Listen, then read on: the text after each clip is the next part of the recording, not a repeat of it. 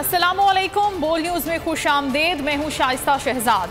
मैं हूँ मुदस्सर इकबाल और मैं हूँ आमना अकरम। हेडलाइंस आपने जानी, बुलेटिन में बात होगी।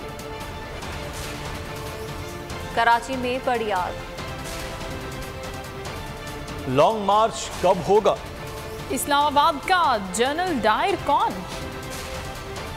पीटीआई बड़ी अदालत में। इलेक्शन चीफ का यू टर्न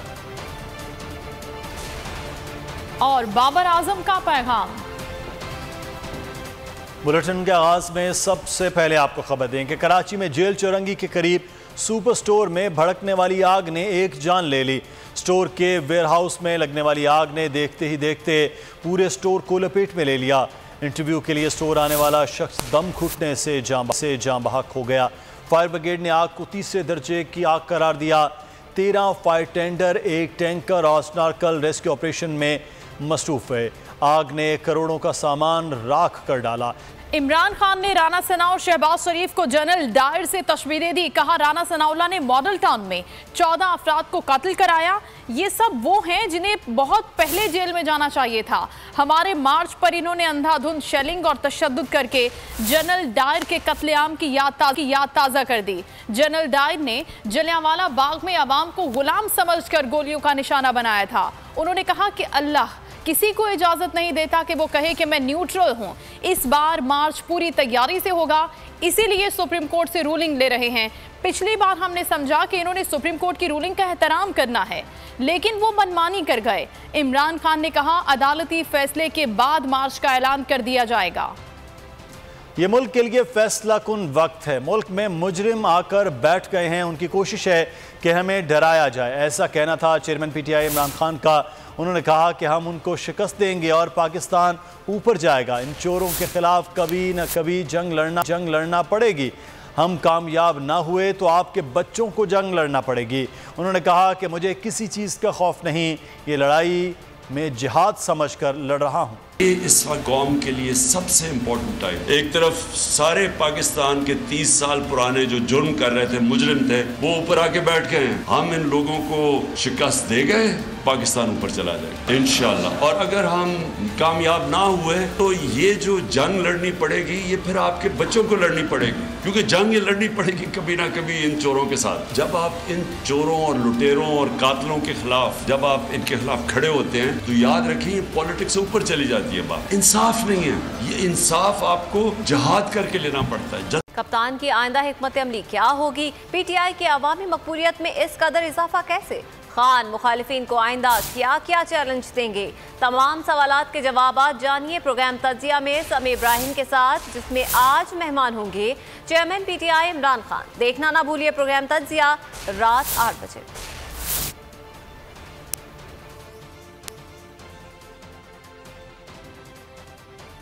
आप वज़ीर आज़म और बाहर प्रिजन वैन खड़ी हो गई आके कौमी असम्बली के पार्लियामेंट के।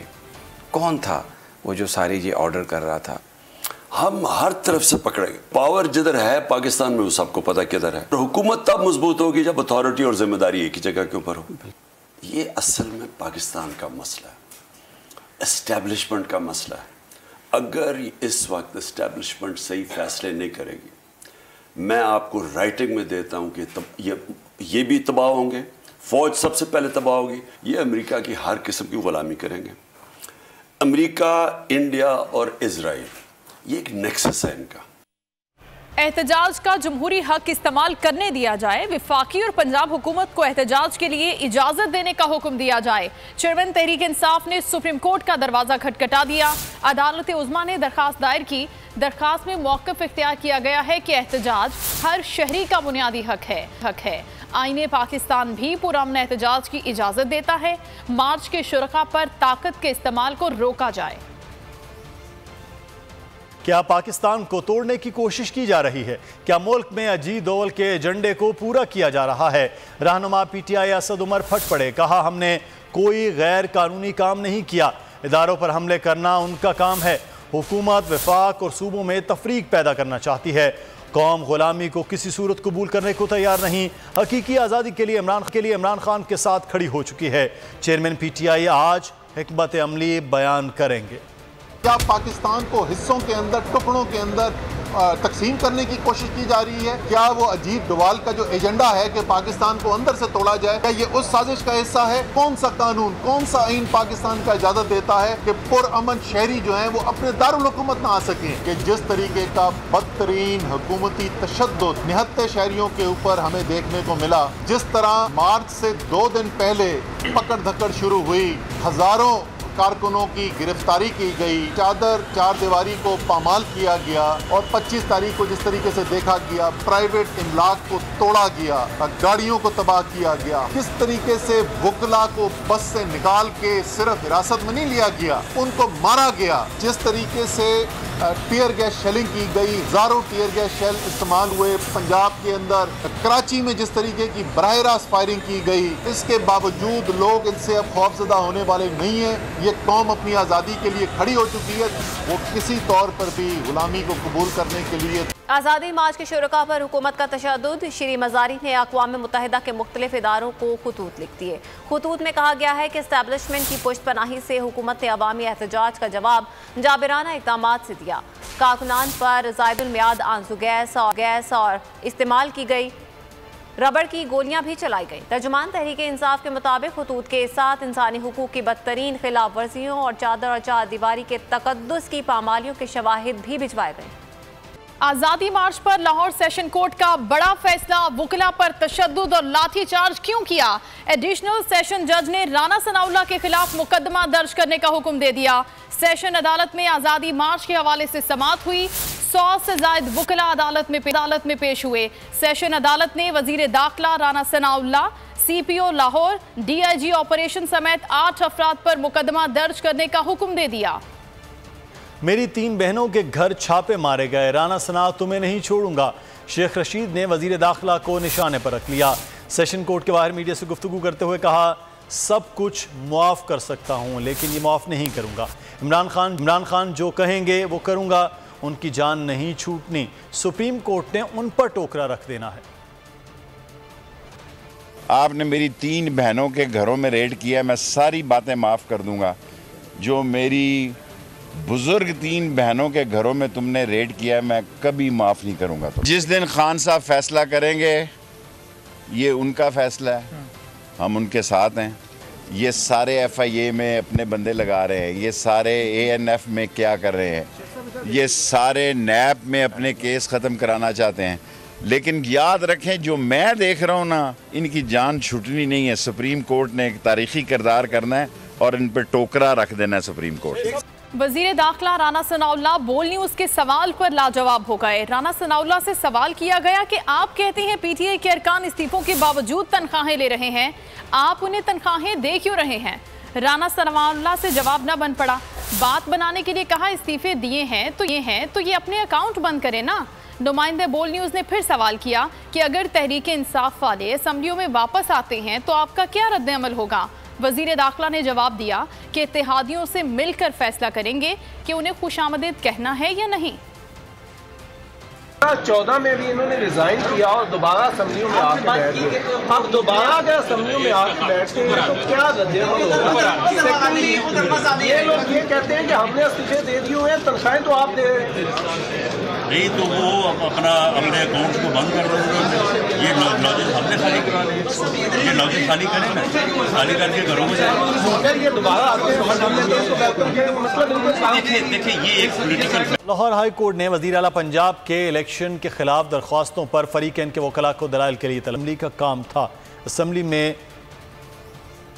लौटे गए, ये शर्मनाक था। रहनुमा PTI फवाद चौधरी हमजा शहबाज के आईनी हैसियत से मुतल्लिक केस की समाअत को तूल दिए जाने पर बरस पड़े। कहा, अदालत को सियासी मामलात की बजाय आइन को मद्देनजर रखना चाहिए। हैरान है ये केस किस कदर आहिस्ता और रिवायती अंदाज से चलाया जा रहा है। आज फिर पीर की तारीख दे दी गई। लाहौर हाई कोर्ट के बाहर मीडिया से गुफ्तगू में उनका कहना था कि हमजा शहबाज गैर आइनी वजीर आला हैं। पंजाब 1 माह से बगैर हुकूमत के चलाया जा रहा है। इलेक्शन कमीशन हमारे मेंबर नोटिफाई ही नहीं कर रहा। जिन लोगों ने इलेक्शन कमीशन में राजा रियाज जैसे लोगों के दस्तखतों से ओहदे कबूल किए, उनसे हम क्या तवक्को रखें?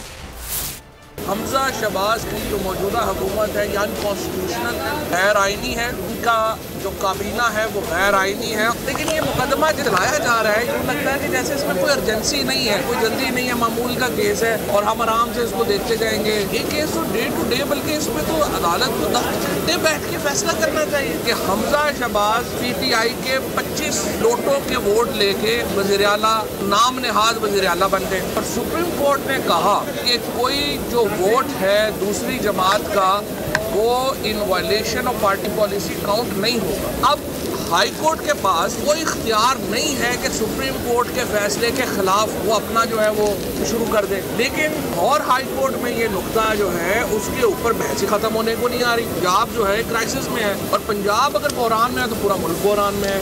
पंजाब में हुकूमत साजी मुकम्मल हो गई, अता तारड़ का दावा। न्यूज़ कॉन्फ्रेंस में बोले काबीना ने रमज़ान में दी जाने वाली सब्सिडी की तौसीक कर दी। काबीना ने हल्फ उठा लिया है, हुकूमत साजी का मरना मुकम्मल हो चुका है। पंजाब ने आज बुनियादी जो फैसले किए, नंबर 1 पर माह रमज़ान के दौरान सब्सिडी दी गई थी। आटे को 400 रुपये 10 किलो के थैले को किया गया था, चीनी को 75 रुपये किया गया था और अशियाए खुर्दनोश पे जो सब्सिडी दी गई थी सबसे पहले उसकी तौसीक की गई। पंजाब की एडमिनिस्ट्रेशन को खिराज तहसीन पेश किया, खसूसी तौर पर सेक्रेटरी फूड को और चेयरमैन PND को, जिन्होंने पंजाब की गंदम की प्रोक्योरमेंट का टारगेट 50 लाख टन का बड़ी कलील मुद्दत के अंदर उसको पूरा किया, जो कि मैं समझता हूँ काबिल तहसीन है। और गंदम की खरीदारी अच्छे और आसान तरीके से पाया तकमील तक पहुँची। वज़ीर आला ने काबीना के सामने ये बात रखी कि खैबर पख्तूनख्वा के अवाम हमारे भाई हैं और ये पंजाब की जिम्मेदारी है कि जो मांग गंदम की वहाँ से आई है उसको पूरा किया जाना चाहिए और मुनासिब दामों गंदम की फरहमी खैबर पख्तूनख्वा के सूबे को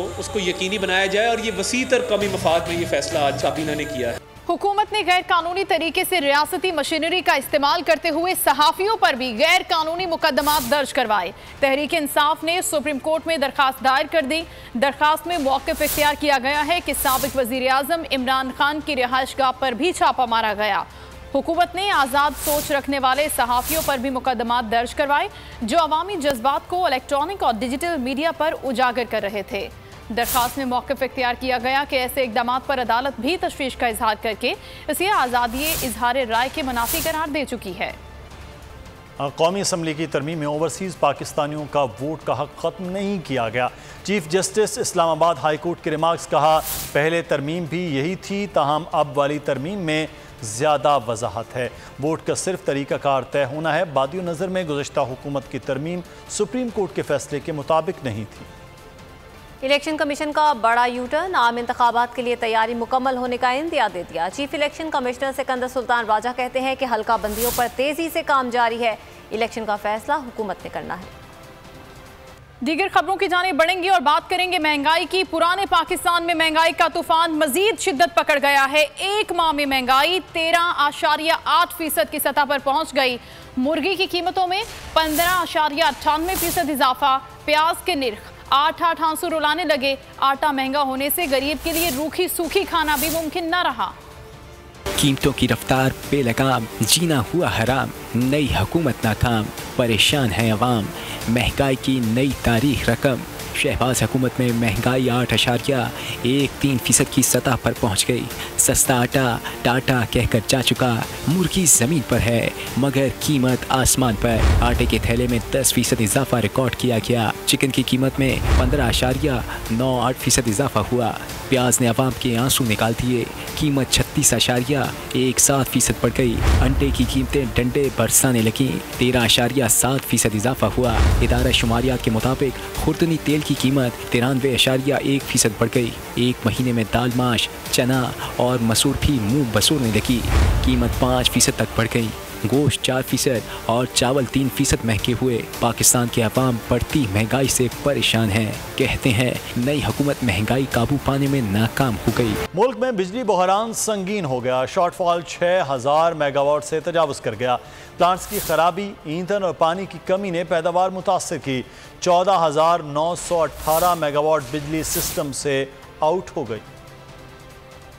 ऑल पार्टीज कॉन्फ्रेंस ने मकबूजा कश्मीर में भारतीय मजालिम की पुरजोर मजम्मत की है। आलमी बरादरी से अक़वाम मुत्तहिदा के चार्टर और सिक्योरिटी काउंसिल की मंजूर शुदा करारदादों के मुताबिक कश्मीरियों को हक़ खुद इरादत देने का भी मुतालबा किया गया है। कॉन्फ्रेंस के एलामिया में कहा गया है कि भारत की जानिब से आर्टिकल 370 में तरमीम और दफ़ा A35 का खात्मा कश्मीरियों को अक़लियत में तब्दील करने का भयानक मनसूबा है। APC ने आम कश्मीरियों और हुर्रियत रहनुमाओं पर मुकदमात गिरफ्तारियों पर भी तशवीश का इजहार किया। APC ने उन कार्रवाइयों के खात्मे का भी मुतालबा किया। में कन्वर्ट कर दिया 9 लाख दरिंदा फौज जिसके यहाँ कोई इंसानी हकूक नहीं है, और जो वो कश्मीरियों के साथ करती है, कोई चादर चार दीवारी नहीं है, कोई इज़्ज़त महफूज नहीं है, कोई घर महफूज नहीं है। वहाँ पे उतरते हैं, जो दरिंदगी करने चाहे कर जाते हैं, मीडिया को वो एक्सेस हासिल नहीं है। उसके बाद अब आप ये देखिए कि प्रिंसली स्टेटस के बाद जब वो आता है तो 20,000 करोड़ की इन्वेस्टमेंट का नारा लेके आता है, स्लोगन देता है कि कश्मीर पूरा मन है, या इन्वेस्टमेंट होगी, कश्मीरियों को रोज़गार मिलेंगे, कश्मीरियों को प्रॉस्पेरिटी मिलेगी। वो यासीन मलिक जिसके ऊपर कई फालिज के अटैक हुए हैं, आप सारी दुनिया उसकी सेहत देख ले। सब्सक्राइब करें और बेल दबाएं ताकि कोई खबर रह न जाए।